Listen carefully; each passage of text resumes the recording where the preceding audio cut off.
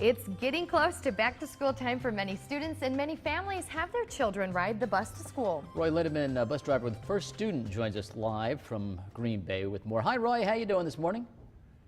Morning, Pete. We're doing fine. Thank you. Good. You all ready for the school year? Oh, yeah. All of our drivers are excited about getting going, definitely.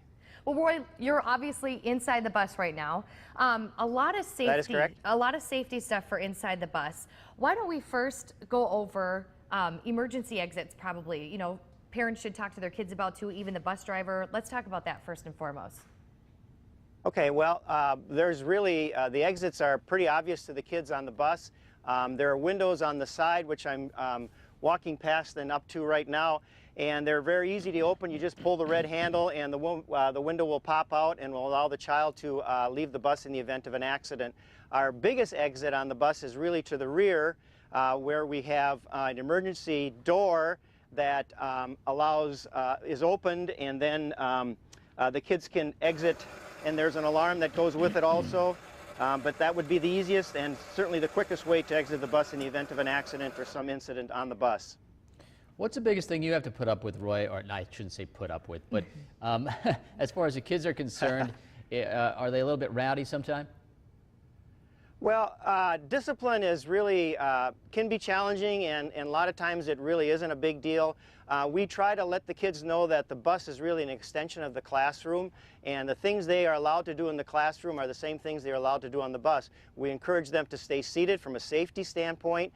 We want them to use their classroom voice, and we want them to be aware of us as the authority figure on the bus, and to listen to our directions and our guidelines. Let's also talk about seating, because on school buses they don't have seat belts, you know, for students. So what should parents know about their kids on the school bus and staying safe in the seats?